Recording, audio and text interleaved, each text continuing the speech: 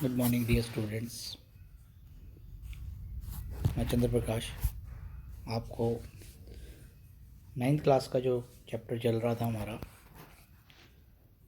उसी के आगे कंटिन्यूड पे 1.5 आर्टिकल पढ़ेंगे आज हम, जिसका नाम है बेटा वाष्पीकरण।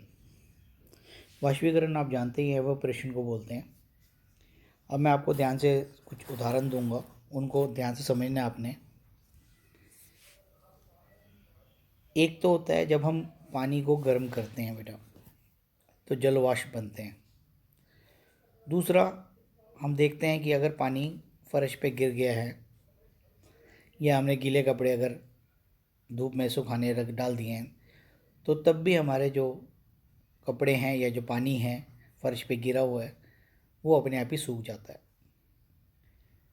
जब मैंने बोला कि अपने आप सूख जाता है, इस बात को नोट करना है आपने। अपने आप सूख जाता है, अपने आप सूख जाने का मतलब है कि जो तापमान है उसी के ऊपर ये वाष्प बन जाते हैं, जल वाष्प। पानी के क्या बन रहे हैं?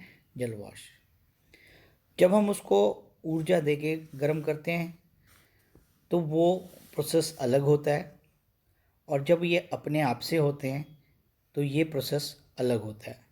और उसी की बात आज हम इस लेक्चर में कर रहे हैं, जिसे हमने नाम दिया है वाष्पीकरण। तो प्यारे बच्चों, अब आपको समझ आ गया कि किसी भी पदार्थ की अवस्था को बदलने के लिए या तो हमें उसमें ऊर्जा देनी पड़ती है या दबाव दिया जाता है, और कुछ ऐसे भी प्रोसेस होते हैं जिसके अंदर अपने आप ही परिवर्तन हो जाते हैं।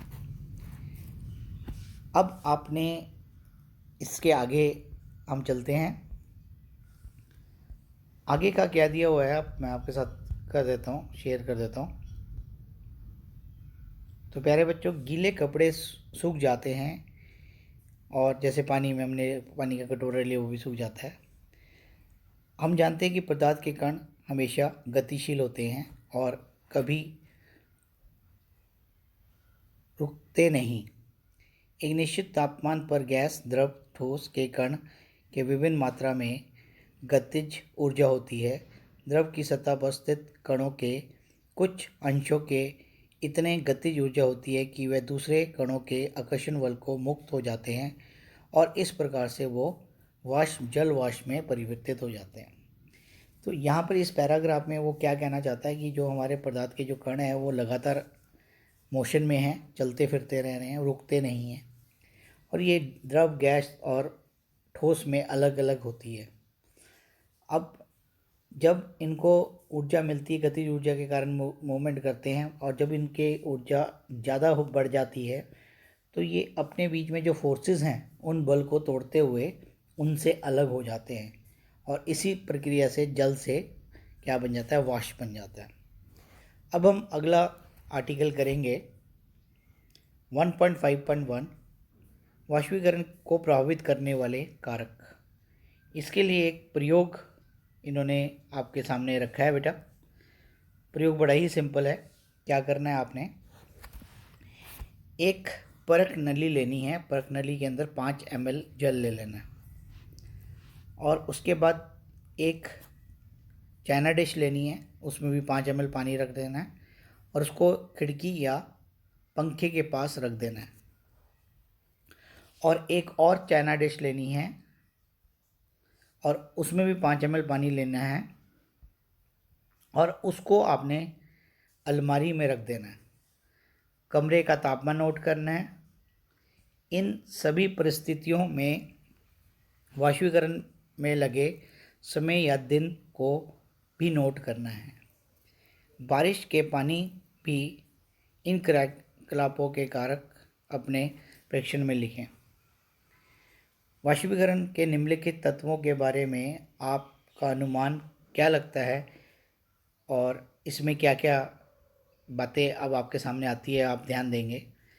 देखो प्यारे बच्चों, जब हमने एक परख नली के अंदर पानी लिया है तो परख नली लंबी होती है, उसका जो क्षेत्रफल है नीचे वाला वो कम है।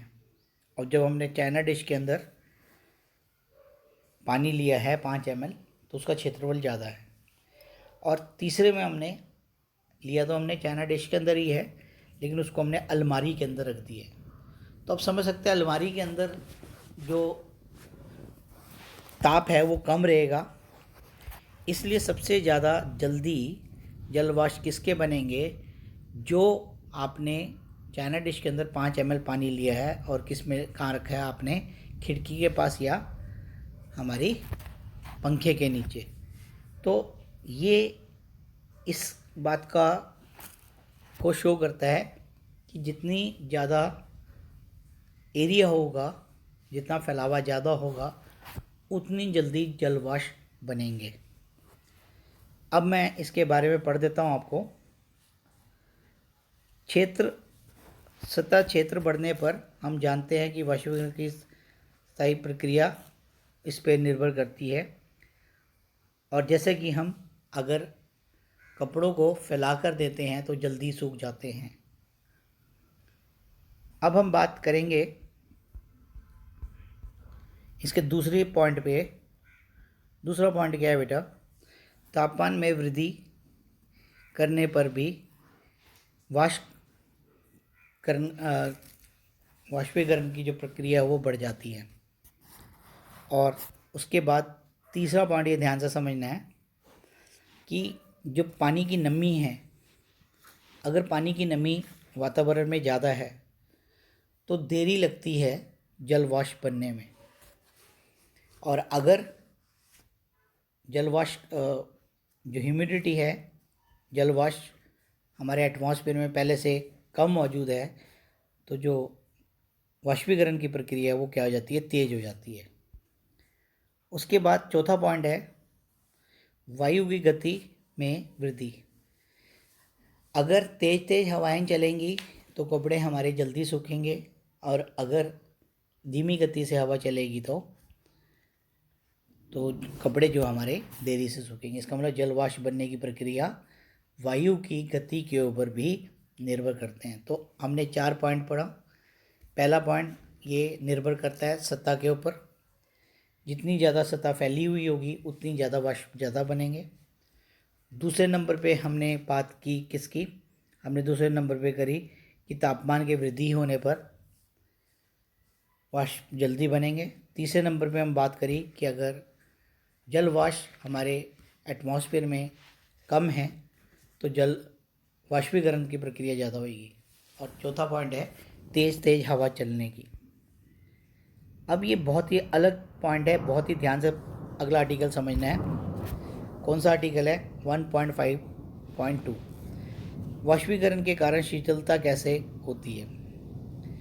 अब इसको ध्यान से देखने वाली बात है कि जैसा कि आपने देखा है कि जैसे अगर हम अपने हथेली के ऊपर थोड़ा सा पेट्रोल डाल लेते हैं तो एकदम वो तुरंत उड़ जाता है और हमें ठंडक सी महसूस होती है।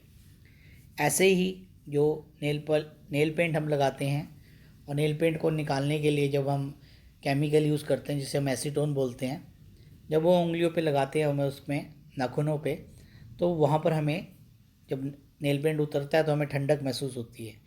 तो ये कभी सोचा ऐसा क्यों होता है, तो ये ऐसा इसलिए होता है कि जल वाष्प बनने के लिए वो आसपास के एरिया से ऊर्जा लेता है, और आसपास से जब ऊर्जा लेगा तो आसपास वाला एरिया जो है वो कैसा कैसा हो जाएगा, ठंडा हो जाएगा। और इसी बात को हम दिमाग में रखते हुए बात करेंगे कि गर्मियों में हम सूती वस्त्र का प्रयोग क्यों करते हैं। गर्मियों में सूती वस्त्र इसलिए प्रयोग करते हैं कि उस सूती वस्त्र जो है उसके अंदर छिद्र होते हैं और वो पानी को जल्दी जल्दी जो पसीना आता है उसको अब्जॉर्ब कर लेता है, और अब्जॉर्ब करने के प्रक्रिया के बाद जब वो एवोपरेट होता है, वाष्पीकरण होता है, तो हमारे शरीर को ठंडक मिलती है। तो यही हमने बात की गर्मियों में हमें सूती कपड़ा क्यों पहनना चाहिए। तो इसका मैंने आपको बताया कि क्यों पहनना चाहिए। और इसके बाद हम इसके इस पार्ट पे पहुंचते हैं।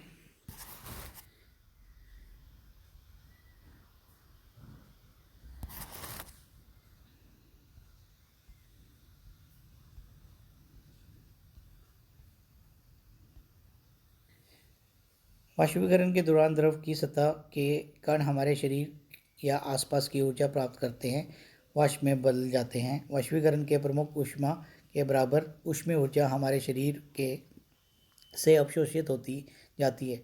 जिस शरीर से शीतलता हो जाती है, क्योंकि सूती वस्त्र के अंदर इसमें ज़्यादा प्रक्रिया होती है, इस कारण से हमें ठंडक महसूस होती है। बर्फीले जल के जैसे हम क्या करते हैं, ठंडा पानी या बर्फ़ का पानी हम अगर गिलास में ले लेते हैं तो आपने देखा होगा कि गिलास के बाहर पानी के कण इकट्ठे हो जाते हैं। वो क्या होते हैं, जो हमारे एटमॉस्फेयर में जल वाष्प है वो उसके साथ चिपक कर ठंडक हो जाते हैं। ठंडा होने के बाद वो जल में परिवर्तन हो जाते हैं, पानी के संपर्क में आकर कम हो जाते हैं और इस प्रकार से वो बूंदों के रूप में नज़र आते हैं। तो ये था प्यारे बच्चों आज का पूरा चैप्टर जो हमारा समाप्त हो गया।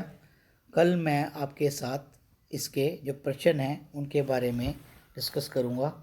तो ये आपने चैप्टर को ध्यान से दोबारा पूरा पढ़ लेना है और पिछले जो क्वेश्चन दिए थे उनको अपनी कॉपी पे नोट कर देना है।